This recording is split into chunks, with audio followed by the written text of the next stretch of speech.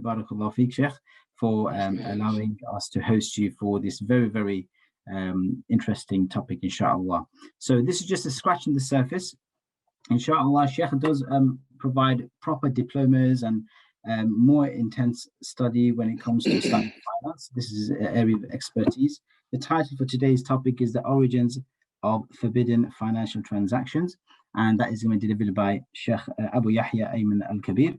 And mashallah, may Allah bless him, he's studied and he benefited from many mashayikh and from the likes of Shaykh Muqbil from Yemen.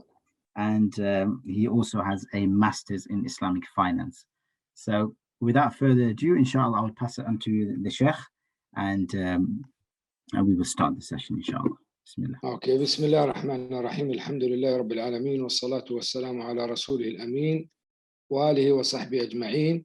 As the brother mentioned, inshallah, it's an interesting topic. However, it is a little bit complicated. And according to my experience in the da'wah, I've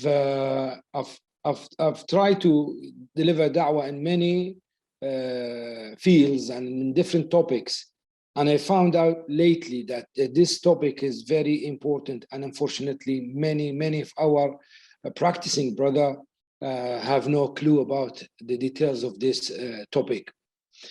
We cannot discuss many issues in the mu'amalat, in the transactions. However, there are some fundamentals, some usul. If you understand them, you will have an idea about what is Islamic transactions, what is Islamic banking, because now we have a long debates and dispute regarding Islamic banks and the contracts that they have in their, they use in their transactions. Part of this is, part of this confusion because of many people do not understand the fundamentals of the transaction Islam. And as I said, it's a long topic, so I will just try to approach one side of it. First of all, that we know, alhamdulillah, we all of us know that the mubah, the permissible, either in the food or in transactions, is more than the muharram, the prohibited one, which means that Allah wants to make it easy for us. You might say, okay, now what we see now, it's the haram is more than the halal. We say, yes, this is because of the people, not because of the sharia. If you look at the sharia, you will find that the halal is more than the haram. But people always focus on the haram and they start push each other towards the haram until you find it difficult to deal with the halal. So this is the issue, because some people criticize the sharia by saying, okay, it's too much. Everything is haram, haram, haram. No, not everything is haram. You go for the haram.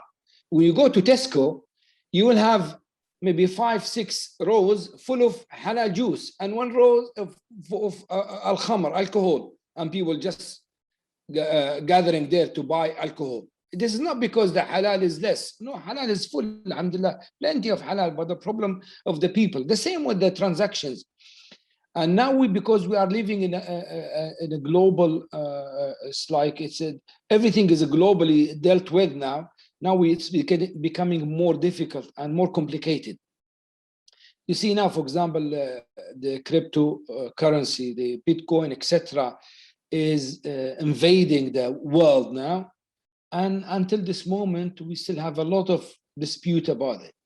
And about the banks, Islamic banks are trying to fight to have a say with this big market or this big economy. And although they are something, but they're still very, very little. Talking about 2-3 trillions in a very large economy. So let's go back to the haram. As we said, haram is a small amount, it's small, a little, but the halal is huge, and the problem it's in the people. The second point is we have two types of haram. One is haram itself, and the other one is haram because of its income. It comes from a haram way. So we have to differentiate between those two things. So what is the difference? The difference is haram itself cannot be permissible anyway, even if we change it from hand to another hand. So for example, the khanzir, the pig, or the pork, or al-khamr, alcohol, cannot be halal when we inherit that from our parents. This is haram itself, in itself, it's haram. They call muharram aynan. So this cannot be halal and we have to destroy it. But the muharram, that the things that comes from haram resource or haram income, this one can be used when it is, it can be used in some situations. Like for example, the Prophet ﷺ was not allowed to eat from the sadaqah, and he was allowed to accept the hadiyah, the gift. So the sadaqah is haram for him ﷺ. But that money that is given as a sadaqah, it's not haram itself. It's haram because of its resource or the way that was given to the Prophet ﷺ. That's why when the sadaqah was given to someone else, like for example, Barira, one of the slaves, female slaves in those days, and she gave it as a sadaqah to the Prophet ﷺ, he accepted it. He accepted it. Talking about this because we have this in our daily life. And we might stop in some points to talk about this later, inshallah. There are some dawabat, some restrictions or some issues that clarify or give the general meaning or give the general rules of the Islamic transactions. First of all, that we mentioned that all the transactions are halal, are permitted, except what is exactly or explicitly prohibited by Islamic fiqh. So when we have a new transaction, we can't say it's haram, it is halal. Not like the ibadah. When you have a new ibadah, we say it's haram, it's bid'ah. Now someone wants to pray dhuhr 5 rak'ah, we say it's haram, it's bid'ah. But someone wants to come up with the new type of buying and selling, we say it's halal, unless we have a proof it is haram. That's why, for example, there was no what they call the Argus at the time of the Prophet ﷺ. Argus buys and sells through catalogs. There is no acceptance or verbally acceptance in that buying and selling. When you choose, when you pick that up, there's no bi'tuka, qabiltu, and also you don't see it. You just see a picture of that product or commodity you want to buy. But this is halal. Why it's halal? Because it is not haram. If you claim it's haram, you have to prove why it's haram. So this is the general rule in transaction. It is halal unless if there is a proof it's haram, not like the ibadah. And also the mu'amalat, the Islamic transactions is based on illah, based on wisdom, based on maslahah, benefit. So it's not like the ibadah. Ibadah is usually based on unknown illah. So we don't know why dhuhr is 4 rak'ah, why asr is 4, why maghrib is 3, why the amount of zakah is 2.5, why is this and that in the ibadah. This is it's unknown. They call it ta'abbudi, illa ta'abbudiyya, which means that you worship Allah subhanahu wa ta'ala by following his commands, and you do not know the exact wisdom behind it. And this is to test your iman, because if you just accept what you understand the wisdom behind it, that means you don't trust Allah subhanahu wa ta'ala. Because if Allah shows you in some situations the wisdom behind creating that or prohibiting that or allowing that, then he hide the other wisdom in another product or another ibadah. He's testing you. But generally speaking, most of the ibadat, the worships, are based on unknown illah, unknown wisdom. And most, not all the transactions, the financial transactions are based on known illah, a known maslahah. The benefit and the wisdom behind it is clear, Why is this? Because the transactions could change from time to time, not like the ibadah. Dhuhr is 4 rak'ah since the time of the Prophet ﷺ, and it will be like this until the day of judgment. No one can add or reduce. But the transactions, it differs from time to time. It depends on the technology. It depends on the people of the urf, etc. So it's based on maslaha and illah. Whenever we see the illah, the wisdom behind it, and the benefit behind that transaction, we can say this is acceptable or not. Not like the ibadah, we have to accept it and do it, whether we are in the earth or in the moon or wherever. It's a ibadah commanded by Allah subhanahu wa ta'ala. We are commanded by Allah subhanahu wa ta'ala to do it regardless of the time or of the place. And also the transactions, financial transactions in Islam based on urf as well. Urf is the tradition of the people, and this affects the ibadah, affects even the judgment for that ibadah. For example, as an example, if husband and wife, and when we say transaction, we're talking about financial transactions, but we call, in Islam we have al-ahwal al-shakhsiyya, or we have al-uqud, the contracts, and this includes even the marriage contract. It's talked about in this part as well. So let's say, for example, if in a marriage contract, a husband and wife are planning to, la qaddar Allah, to divorce, who owns or who's got the right to take the furniture? Is it the husband or wife? This depends on the urf. I mean, how do we know who paid for it? If there is no proof, there is no witness, there is no any indication of to the one who paid for that furniture, and the husband is claiming that it is his furniture and he paid for it, and the wife is doing the same, then we go back to the urf. In some countries, the husband who paid for the furniture. In other countries, no, the wife does that. The urf in this situation is acceptable, and the judge will give his judgment according to this if there is no other proof. The same with the financial transactions. If, for example, the urf, the tradition in that country, in London, let's for example, is that when you buy a car, you have to come and pick it up, even if it's far away from your house, even if it's going to cost more money.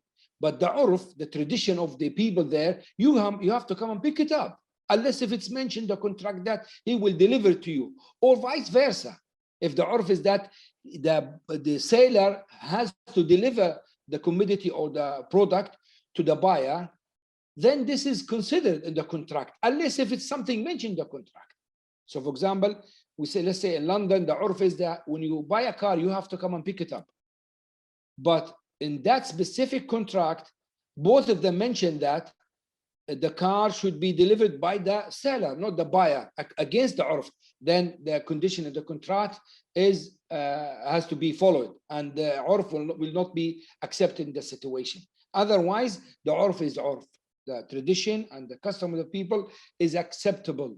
And you have to bear this in mind, because if you have a dispute and a contract, if you have any Islamic judge, he will refer to the urf if he doesn't have any proof or a clause in the contract, or proof as a terms of witnesses or something like this. He will refer to the urf.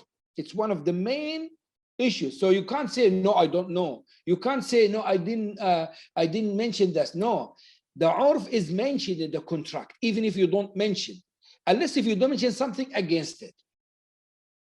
Also, the transactions is they call that naz'a jama'iyya, which means that it is something to do with the social, with the society, not with the individuals.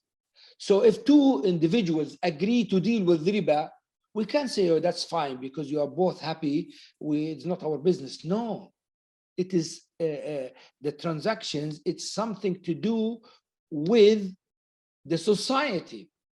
With the society. That's why the Prophet ﷺ allowed the Yahud and allowed the Christian and Jews to worship according to their religion. He did not force them to become Muslim. He allowed them, but he did not allow anyone to deal with riba in the markets of the Muslims. No one is allowed to buy and sell, or to do to perform riba, or to transact any riba transaction in a Muslim market. Even if he's not a Muslim, he can't do this. He can't do in a Muslim country. I'm not referring to the madhab of Hanafiya, who said that it's permissible for Muslim to deal with riba in non-Muslim country. This is another issue. I'm talking about Muslim, Islamic, a market in a Muslim country. The Prophet ﷺ did not allow riba to be dealt with there. Why? Because this is something to do with the whole society, not with the individual. They call it that naz'a jama'iyya. Okay, all the transactions in Islam, all the prohibited transaction in our deen, our religion, will be based on one of three things. There are three main things. Those three main things, if you see one of them in any transaction, then the transaction is haram. The transaction is haram, is not allowed in Islam. Three of them, the first one is dhulm, oppression. The second one is gharar, ambiguity. The third one is riba, usury. So these are the main three elements that makes the financial transaction haram in Islam. All the transactions you see in this world and you hear that's haram, it will be haram because of one of those three things. The easiest one to talk about is the dhulm, the oppression. And it's easy to explain because we know dhulm, alhamdulillah. So when someone takes something from you without your permission, ghasb, this is dhulm, this is oppression. So this contract, you are forced to do it. Now, if someone put the gun on your head, say, sell your car to me, you sell it. This is dhulm, and this is ikrah. You are forcing. There is no rida in this one. This is haram. This is haram. This transaction is not permissible. Someone cheating by selling a car and that the car has defect in it, and he does not mention that. This is, the cheating is haram because it's dhulm, oppression against the other party of the contract. Bay'un najsh. And najsh, when, for example, we have an auction and there is a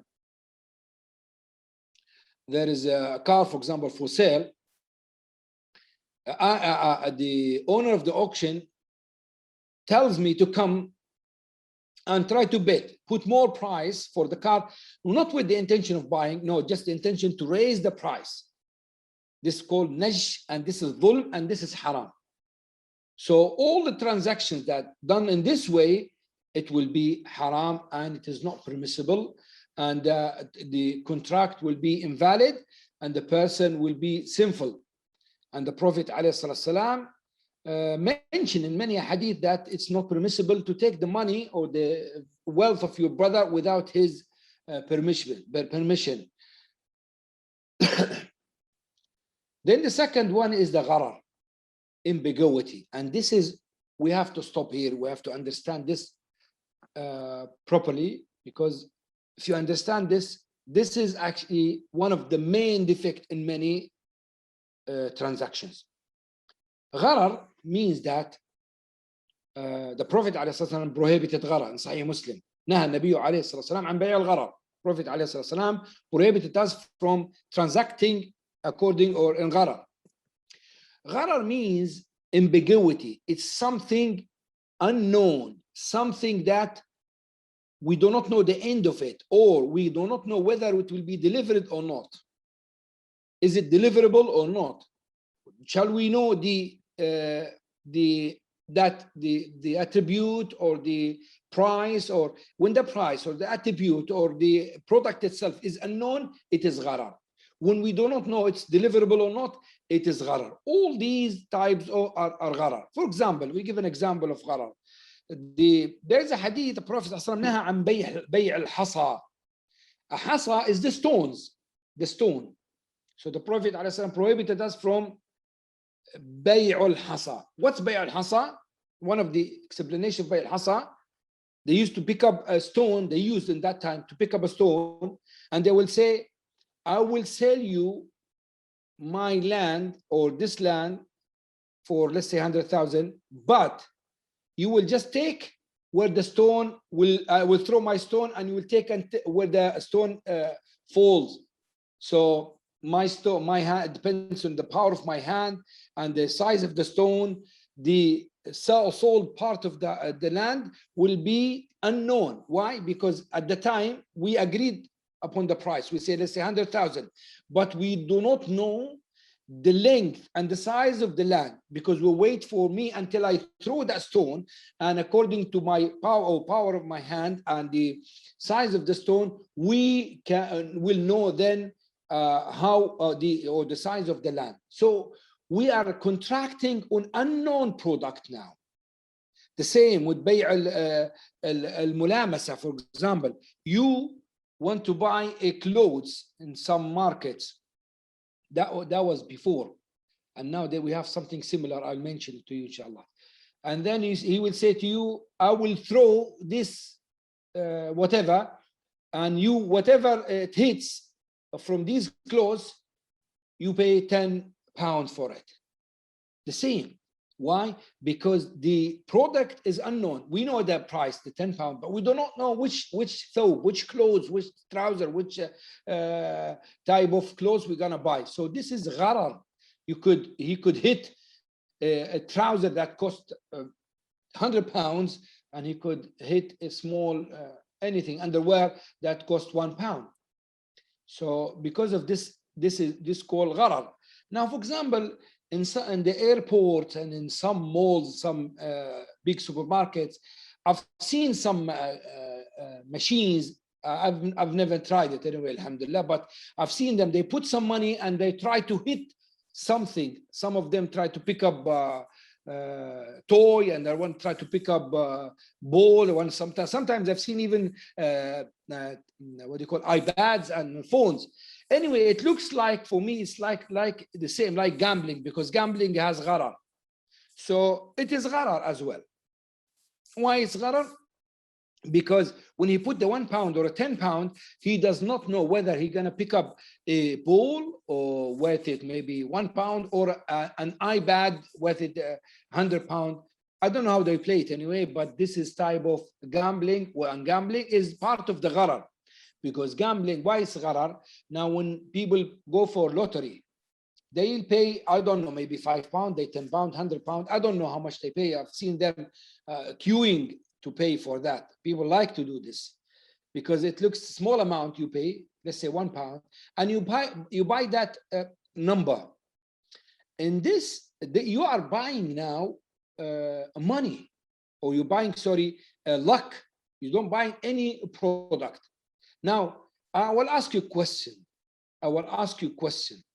Now, you see the gambling, when people pay, let's say, £10, and they get that number, they might get 100 millions, like in some lotteries, and they might end up with nothing. Actually, most of them, except one person, will end up with nothing, and that one person will make 100,000. So this is gambling, and this is haram. Why? It's a clear gharar. It's excessive ambiguity. You are losing money, paying £1 or £10, and the risk is very high. What's the difference between this one and trading in, for example, in shares, where the market is crazy, or trading in cars, or trading in currencies, where the market is crazy? Some markets, the price goes up and down in 1 minute, 2 minutes, though the risk is very high. Is this allowed? You can answer. If anyone of you wants to answer, he can answer. If you are not sleeping, actually.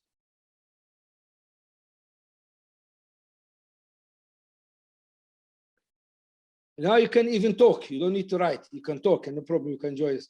Yes, allowed. Why it's allowed? There's no ambiguity. You're getting a product. How come there is no ambiguity? Now the risk is very high. Because if you're trading a currency, you know that you're getting, for example, $2 at that time for £1. In some situations, you don't know. Actually, the market goes on up and down. It's based on speculation, nothing else.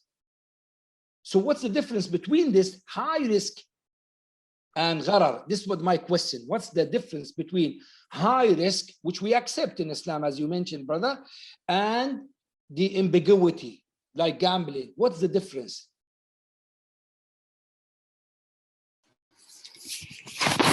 Because you're aware of the high risk right from the beginning. It's not something that you don't know, that you're not aware of right from the Even beginning. the lottery, I'm aware I'm paying £10 and I'm aware that I might lose it and I might get 100 million. So what's the difference between gambling and high risk in business?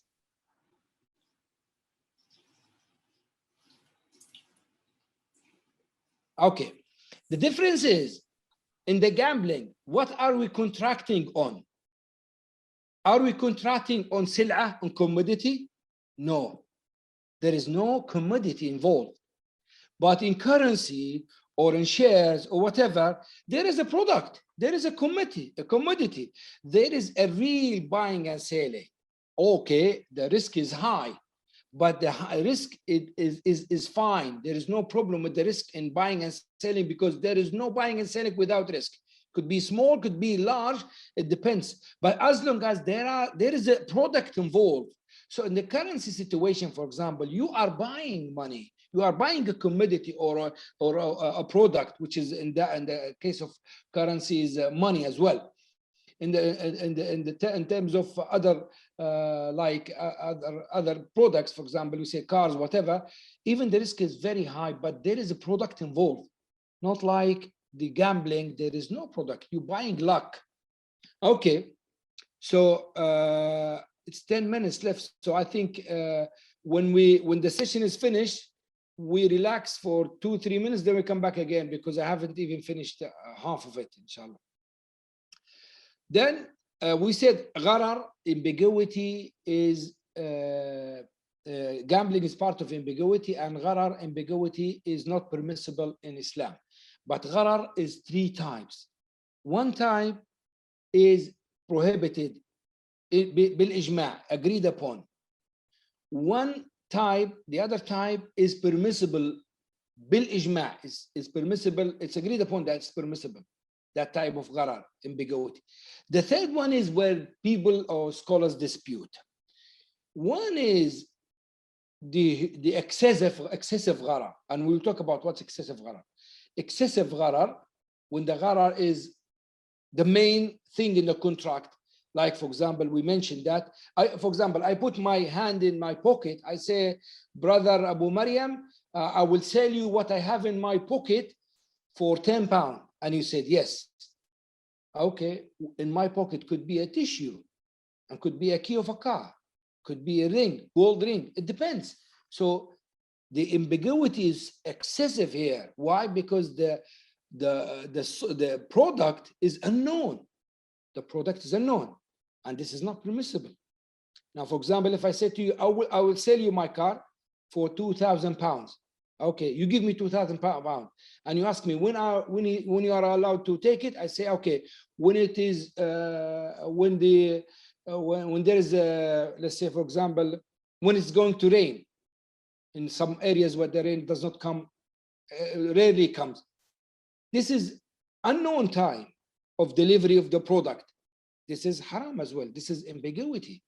Like, for example, say, I'll give it to you when my cousin comes, and we don't know my cousin when he's going to come, after 1 month or after 10 months or after 1 year. So this is ambiguity, leads us to dispute and arguments. So when the gharar is excessive, it's clearly in the contract, then in that situation, we are not allowed to deal with. When the gharar and the ambiguity is a small amount, it's something we cannot avoid. We will come talk about this in details. But when it is a small amount and it is something we cannot avoid, in this situation, it is permissible. Now, watermelon. You like watermelon, like me. You buy it, sometimes you buy it just as it is. And if you are a trader, trading watermelon, you buy a whole car, you can't cut every watermelon to check whether it's good or bad. Because in this situation, people cannot trade in this fruit. So because of the need of the people, the Shara allowed this. Although some watermelon are good and others are not good. Now, for example, when you buy a house according to the apparent part of it, but the foundations of the house, you never seen them. It could be founded properly, and it could be the foundation of the house could be weak. So you don't see it. But no one can allow you to dig and check the foundation of the house, because this is craziness and actually madness, and people will stop dealing in this then. So there is a haja for this, and this is gharar is acceptable. The third one is the gharar mutawassat, something in between. Okay, now this one we need to talk about it in details. What is gharar mutawassat? That's why we have some scholar dispute regarding this gharar. Now, for example, you know insurance, don't you? Insurance, in the insurance contract, I pay the company, let's say 300 pounds, no, that was a long time ago. Now maybe 700 pounds a year. 700 pounds a year to insure my car, okay? I could pay 700 every month for 10 years. So I'm paying maybe 700, 7,000, 8, 4, talking about maybe 84,000 pounds for 10 years. And I have no accidents. I have no accidents for 10 years. So I paid about 84,000 pounds for nothing, for just insurance. And I might pay 700 pounds from the first month. I hit someone and kill him, and I have to pay all the cost of this. I don't know how much. Allah protect all of us. But for sake of example, so it's similar to gambling. Similar to gambling. That's why the conventional insurance is prohibited according to the majority of the scholars, not all of them. There is different opinion. I'm not talking about takaful. Takaful is permissible because takaful is, it's like we are one tribe. We choose someone to have a box, and we put money in that box with the intention of tabarru', giving it as a sadaqah. And we say any one of us needs this help, he can take it. So we give it as a tabarru'. And we were not buying or selling contracts, tabarru' from one side, which is permissible according to the Malikiyah, and that's fine. We're not talking about takaful. Maybe in future, inshallah, we have dars about takaful. Talk about the conventional insurance. This is the situation of conventional insurance. Like the same now, when you go for a car, or let's say you buy a washing machine, you have an insurance, or let's say guarantee for 1 year with it, and you can pay for the guarantee for 3 years. You pay extra £3 a month or whatever. The same with your laptop, etc. All these are contracts with gharar, with ambiguity. But is it permissible or not?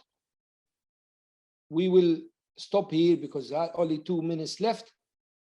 Brother Abu Maryam, can you finish the session and do it again in 2 or 3 minutes? Okay, so I can carry on, inshallah. No, of course, inshallah. So if everyone okay, can give us 4 or 5 minutes, okay? Inshallah, and then we rejoin. Okay, jazakallah khair, inshallah. Yalla, bismillah ar-Rahman ar-Rahim. Alhamdulillah. Wassalatu wassalamu ala rasulillah wa alihi wa sahbihi man wala. We will go back to what we were talking about. We were talking about the gharar, ambiguity, and we mentioned that it is 3 types. One is a small gharar, or that is not huge and does not affect the pillars of the contract, and this is permissible bil ijma', agreed upon. Why? Because the Prophet ﷺ allowed it.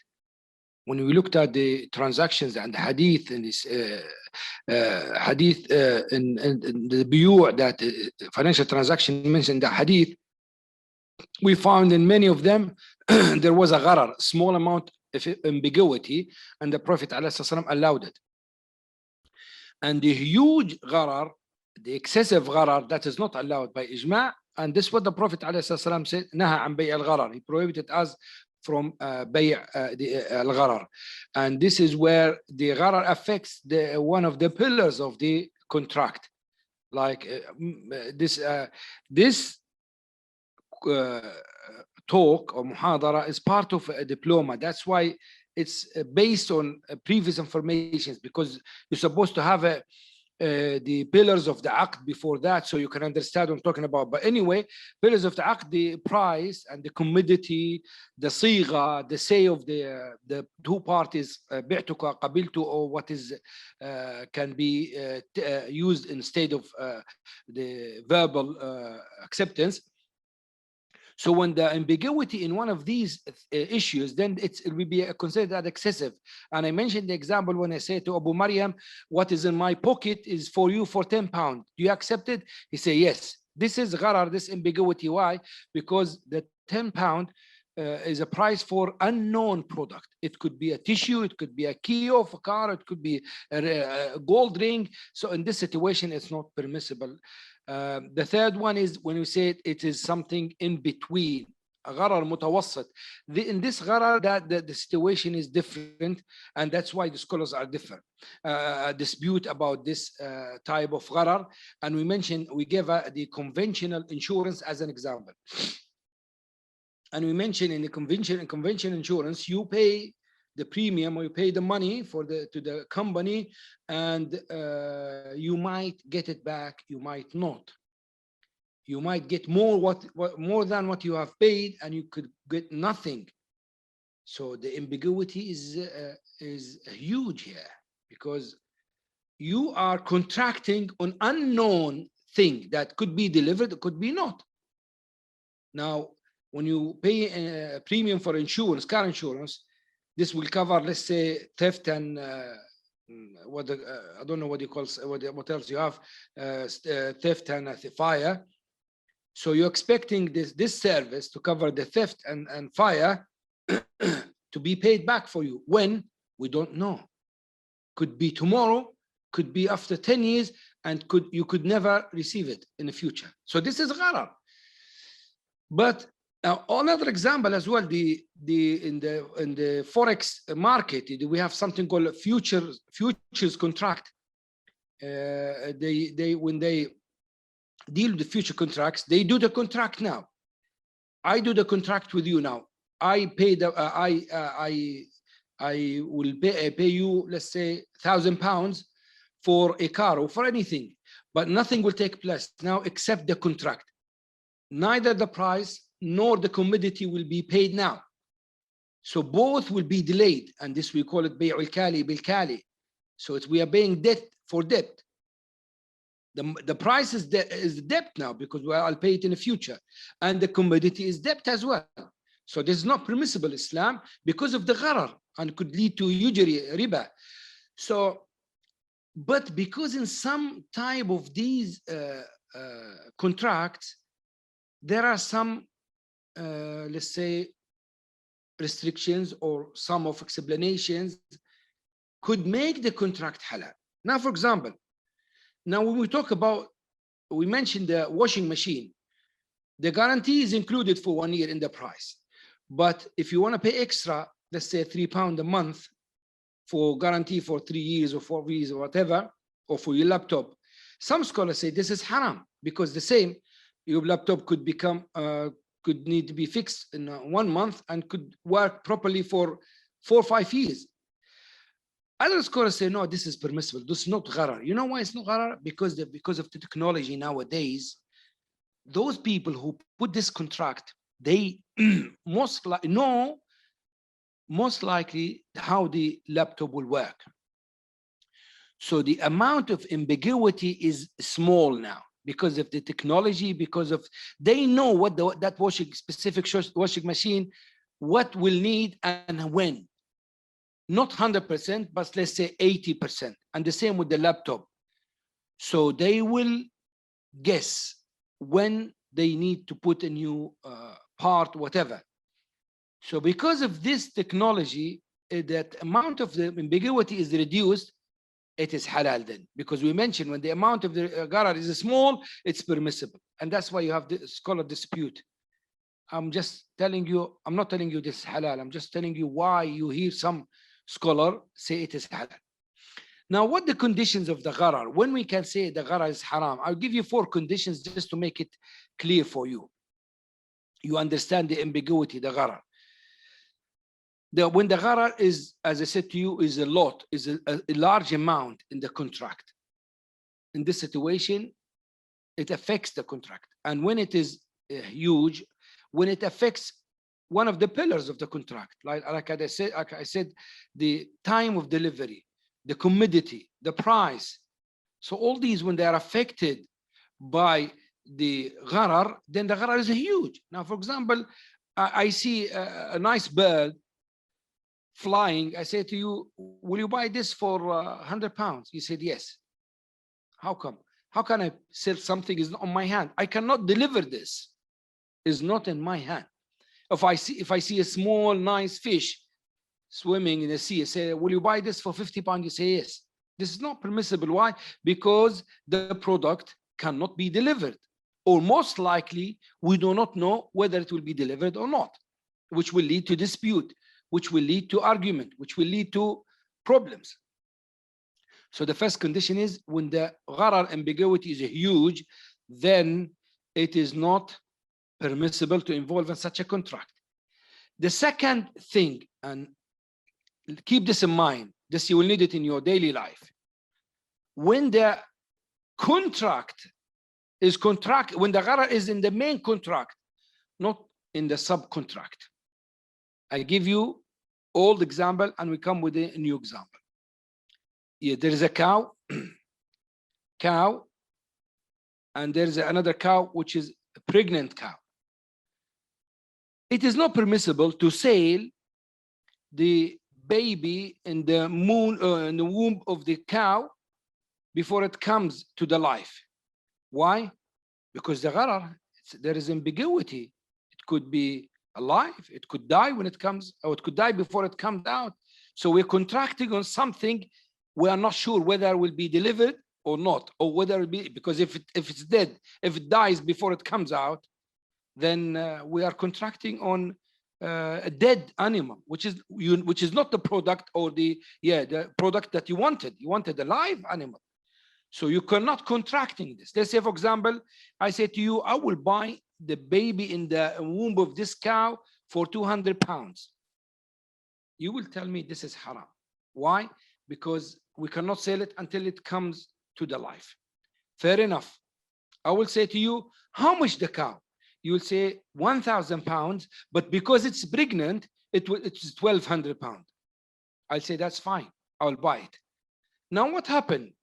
I am paying 200 pounds extra to buy this cow because of the pregnancy. But because the pregnancy, it is not the contract, the main contract. I am contracting on the cow, and the pregnancy is subcontract. It is permissible. You cannot come after a while, and when the cow delivered the baby and the baby was ill or died, you can't say, no, cow, how you cheated me. I did not cheat you because I sold you a cow, not a baby in a womb. Okay, let's be more practical now. We talked about the conventional insurance. We said it is not allowed unless if you are forced to do so. If it's compulsory, obligatory in your country, then you have to do it. But if it's optional, you don't need to do it. Now, if you want to go and rent a car, you wanted to rent a car.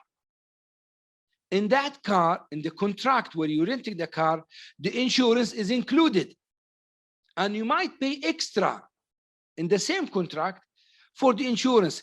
This is permissible. No problem. Even if you have a comprehensive insurance. Why? Because you are not contracting in the insurance. You are contracting on the car or renting a car, but the insurance is subcontract. You are, you know, the medical insurance is the same problem. The medical insurance, if it's conventional, is not permissible. If it is takaful, is permissible. But if you are applying for a job and they offer you a job with, let's say, 3,000 pounds salary, including medical insurance, it's permissible to use that medical insurance. for you, not for your company. I'm talking about the contract between you and your company. The contract between your company and the insurance, this is another issue. It's their problem. But between you and your company, the insurance is not contracted on. It's a subcontract. So in this situation, you are allowed to use the insurance. By the way, the gharar, the ambiguity, is less haram than the riba, usually. That's why it is permissible in the time of the need. Not like the riba, it's only in time of darura. Riba al-jahiliyyah. And this is the third condition. When there is a need to deal with ambiguity, then it's permissible. And we mentioned the watermelon case. You sell the watermelon without cutting it, although there is ambiguity in this contract, because it could be good and nice, could be bad, but this is something people need to deal with. And if we put it as a condition that it has to be cut before it's sold, then people will find it difficult to do so, or to trade in watermelon. And the fourth condition is, and this condition is according to the Malikiyah, not to the Jumhur. And the Malikiyah opinion here is closer to the correct opinion than the Jumhur. What is it? The fourth condition is the gharar, ambiguity, haram in uqud al-muawadat, not uqud al-tabarru'at. Okay. Now what is uqud al-muawadat? Muawadat, transactions. That means buying and selling contracts. Not what do you call philanthropic or donations, sadaqat, gifts. All these contracts, that is what you call bilateral contract, is from one side. Now, for example, let me give you an example to make it clear. If I say to Abu Maryam, you buy in what is in my pocket for £10, and he agrees. We said this is not permissible because this is this contract includes ambiguity, gharar. But if I say to Abu Maryam, why? Because what in my pocket could be a tissue, could be a gold ring, the commodity is not known, it's unknown, so it's not permissible. But if I say to Abu Maryam, I have a gift for you, it's in my pocket. You know, the gift is a contract as well. Al-Hadiyya is contract. I said the gift is in my pocket. Then I bring it out to Abu Maryam, then he finds out it's £100. Is this permissible?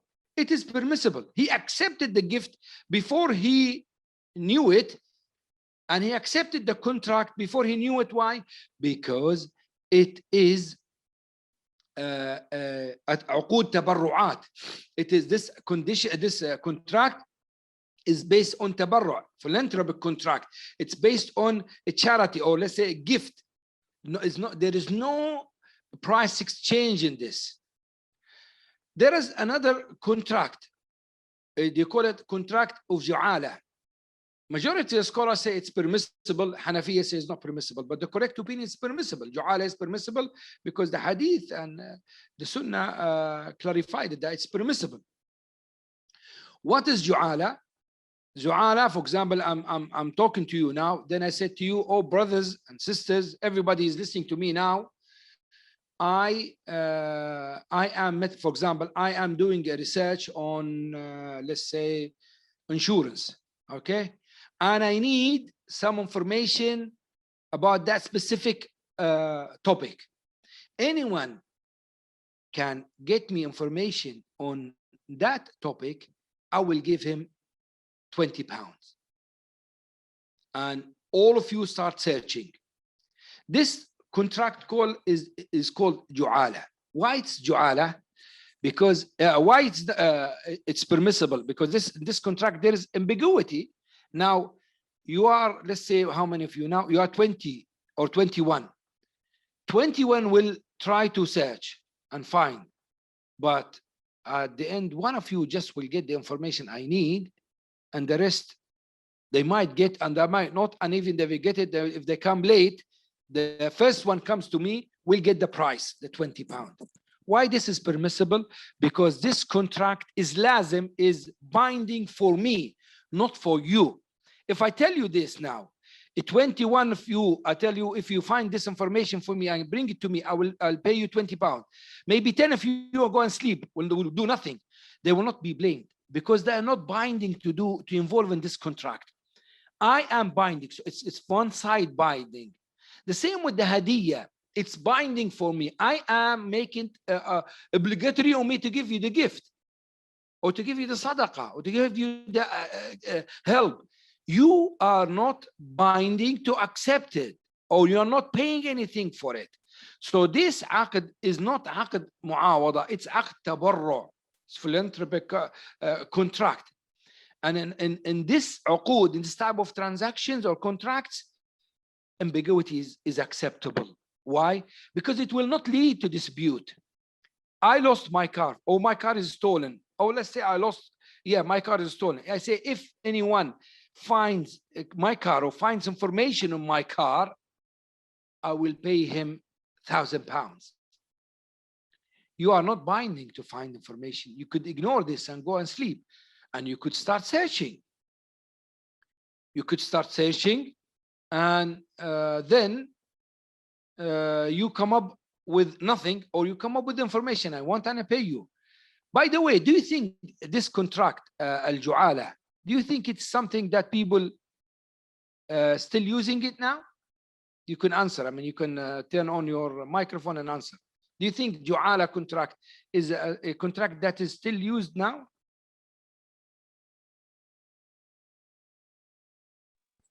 Yes, Sheikh, they do. Like, can you give an example? Like animals, for example, people find my cat or whatever. If you find it, then khalas, I'll give you like a reward. That's fine, but I need bigger contracts. Because people maybe think this is just a small contract that individuals can deal with. Do you know huge big companies search for oil? This is the main contract they use, al-ju'ala. Let's say, for example, Saudi or Qatar or whatever, any country, American companies come to them to search for an oil in that specific area. They will tell them, if you find oil or find gas, whatever they contracted on, you get 2%. If you don't find, just pack up and go home. This is ju'ala. This is ju'ala, and this is one of the main contracts still used nowadays. But people, because they don't use it in daily life, or they don't recognize it, they think it is not used. Brother Mariam, how many time you have left? Because we're starting with riba. Riba needs at least 15 minutes. And I think you are fully loaded with the information. I don't know, shall I carry on or leave it for next time? It's entirely up to you, brothers and sisters. Yes, up to you, inshallah. We'll ask the chat box maybe. Yeah, if you just leave in the chat box. Shall we carry on, or this is enough for today? And we'll do another lecture, inshallah, next time, because riba, we will go on some details. I want you to focus and understand. And you have already got more information about gharar now, and maybe you are overloaded. From my side, I'm happy. I don't mind. I'm just talking about you. Do you want to carry on, or shall we leave for next time? Okay, now maybe we go for lectures now. One carry on, another lecture. Carry on. Please continue next time. We open the door. I don't think this guy. Another lecture. Okay, how many we have? Another lecture. Please carry on. One. Two. النبي عليه الصلاة والسلام ما خير بين أمرين إلا اختار أيسرهما. When he was given the chance to choose between two issues or two topics, he will use the easy one. So we go for the easy one, and we allow you, inshallah, to go and relax and sleep. Try just to read about gharar and learn more about gharar. And inshallah, we will arrange with the brother Abu Maryam another lecture, inshallah, to cover the riba in details.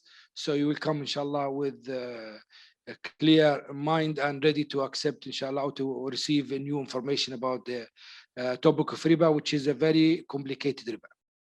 Sallallahu wasallam ali Muhammad ajma'in. If you have any question, you can ask, inshallah. Otherwise, we will leave. If you want to ask, you just you can go. You can just turn on your unmute your microphone and you can talk. Regarding buying shares in a company, Yeah. so it's permissible in its asl, right? But if that company has riba-based loans, does that make it impermissible? The shares company are three types. Number one is pure haram companies, like for example, companies deals with alcohol or with da'ara, fornication, issues like this. This is not permissible to involve in these type of company. And according to some scholars, this type of company only 2%. The other companies, which is the pure halal company that do not deal with any type of haram, even depositing money in riba banks, we have only 1% of companies in the world who are following these strict rules. The 18% or maybe 17% of the companies we have in the world, sorry, the 80%, the haram one is 19%, the halal one is 1%, the mixed one is 80%. So the 80% of the rest of the company, Muslim and non-Muslim, dealing with, they are mixed company. When we see a mix, that they have halal and haram in them, and many of them, the problem of haram they have is when they deposit their money in riba banks. So they will start the money start the bank riba banks start using their money in riba transactions. So the of course the rule of the two first types of companies is clear. Haram company, you can't involve in them. Halal company, yes, you can. But those mixed companies, the scholars dispute, and the correct, inshallah, opinion is permissible to deal with such a company as long as you know how much haram they have in their transactions or in their income, because you have to take it out from your money. So let's say, for example, the haram account, money they have from the bank is 5%. Then you have to take 5% from your profit and donate it or give it away, and you cannot use it. Generally speaking, it is not advisable to deal with shares. It is headache. Islamically headache, and practically it is headache. But if you want to go ahead, it's okay, because it's something permissible, inshallah. Is it cryptocurrency? Ajma'in, was I have a question? 1 second. The chat said, is cryptocurrency like Bitcoin permissible to buy, or is there too much ambiguity, or because it is not a real commodity? Okay. Now, the Bitcoin and all cryptocurrencies at the moment, I'm telling you the opinion for the scholars at the moment, because I'm expecting it to be halal in the coming future. At the moment, there is a huge ambiguity in this. Why? Let's talk about Bitcoins. Do you know the issuer of the Bitcoins? We don't know. Someone called Nakamoto, Sumachi Nakamoto, something like this. Nobody knows him. Allah, jinn, someone, we don't know. Secondly, most, or let's say, I don't want to exaggerate, many transactions taking place in Bitcoins is for money laundering, for crimes, issues like this, illegal issues. Thirdly, Bitcoins is a currency. And the mal in Islam, there is no specific definition for mal, for money. Because now, in this lecture, we can decide, for example, to use the tissue as a money between us and start using it and buying a side from each other using this tissue. This is permissible as long as there's no ambiguity. But in case of the Bitcoin, the fluctuation is crazy. They started from 5 cents. Now they have, I think they hit $60,000 per Bitcoin. And also, who is behind this? Thirdly, now, yes, some governments started to accept it, but not all the governments. So there's a huge ambiguity involved in Bitcoins, and I don't advise my brothers and sisters to trade in this, especially if they're not in need, until it becomes more clear, because countries are moving towards accepting it. When it's accepted, fully accepted and fully controlled, then we can tell you to go ahead, inshallah. Shaykh, which of ulama mentioned that the mixed companies with the 30% is permissible? I didn't say any 30%, but one of the best shuyukh who mentioned the mixed, who talked about the companies is Shaykh Yusuf Shbaili.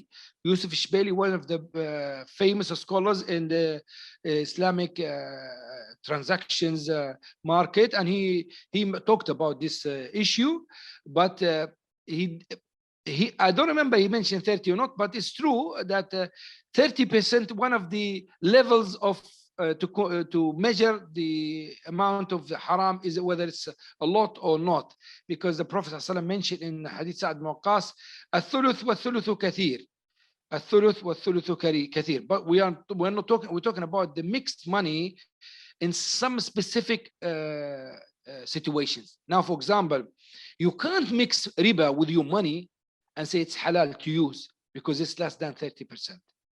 No, we talk about companies that you need to deal with and their money is mixed and they have to mix their money for any reason. And then in that situation, if it's not, the money is not the full amount, it's not the large amount of the income of the company, then yes.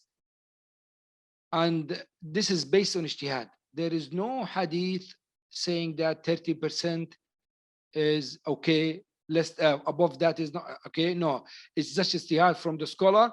When Sa'd ibn Waqqas was ill and the Prophet ﷺ was advising him about giving to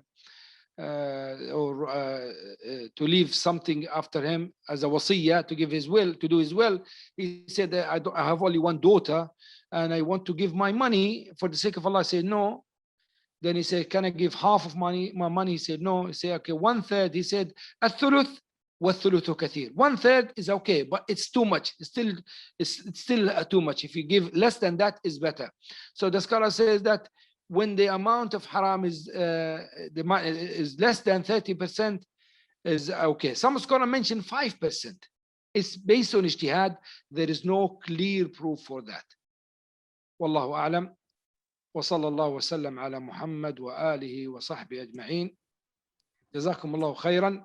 And inshallah, we'll get in touch with brother Abu Maryam to inshallah to about the next time when we're going to have the other inshallah lecture. وبارك الله فيكم يا إخوان. جزاكم الله خيرا. جزاك الله خير يا شيخ. بارك الله فيك. أحسن الله إليك. And Allah bless you and honor you. Inshallah, brothers and sisters, this lecture is going to be uploaded on YouTube, inshallah, on Al-Hira Loughborough. And if you have any questions or you want to get in touch with the Shaykh as well, he does a lot of courses and diplomas in Islamic finance where he gives certifications as well. You can contact us on Al-Hira Loughborough Instagram page, or you can contact the Shaykh directly. Shaykh, do you want us to give you a number? Or?